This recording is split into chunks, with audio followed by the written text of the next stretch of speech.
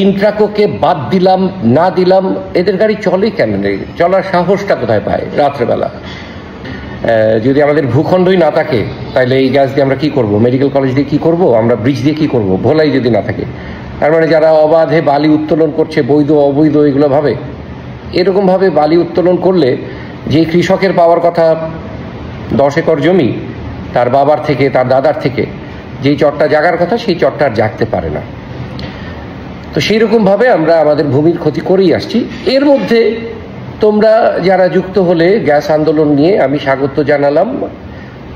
সমস্যাটা হয়ে গেল এর মধ্যে আরো কোনো লোক স্বাগত জানিয়েছে যারা কিনা নিজেরাই দস্যু, ভালো দস্যু, নিজেরাই ভোলার শত্রু।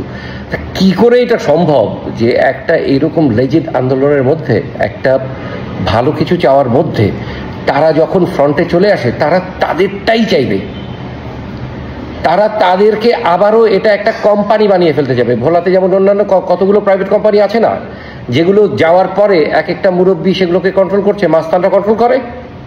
ইন্ট্রাকোটাও সেই অবস্থা হবে, তোমাদের উপরে, তোমাদের মাথার উপরে লবণ রেখে বড়ই খেয়ে তারাই এটাকে কন্ট্রোল করবে এবং তারা নিশ্চয়ই টাকা নেয়। আমার কাছে প্রমাণ নাই, বা প্রমাণ থাকলেও আমি দেব না, কারণ আমি নিজেই চাই না যে আমাদের বদনাম হোক। আমার কাছে প্রমাণ থাকলেও দেব, নিজেরাই টাকা নেয়।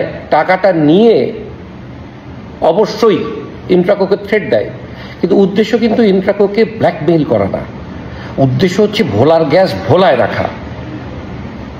ইন্ট্রাকোকে বাদ দিলাম না দিলাম, এদের গাড়ি চলে কেমনে? চলার সাহসটা কোথায় পায় রাত্রেবেলা? সুতরাং প্রিয় আন্দোলনকারীরা, তোমরা যাদেরকে সামনে নিয়ে এসছো, তাদের মদত না থাকলে এই সাহস পাওয়ার কথা না। প্রশাসনকেও ডাইরেক্ট দোষারোপ করতে পারি না, সিনিয়রদেরকেও ডাইরেক্ট দোষারোপ করতে পারি না, কিন্তু এইটুকু বুঝতে পারি আন্দোলনটা কিন্তু আন্দোলনের জায়গায় নেই। এটা বিক্রি হতে চলেছে, বিক্রি হয়েও গেছে। এটা আর 10টা প্রাইভেট কোম্পানির মতো যদি মুরব্বি পেয়ে যায়, তোমাদের ভুলে যাবে, তোমাদের মাথায় হাত বুলিয়ে তোমরা আন্দোলন করে যাবে। এই গ্যাস আজীবনের জন্য এরকম পাচার হতে থাকবে এবং কখনোই ভোলার মানুষ গ্যাস পাবে না। আমার সোজা সাপটা কথা, কেউ মনে কিছু করে থাকলে মাফ করে দিও। খোদা হাফেজ। বাংলাদেশ জিন্দাবাদ।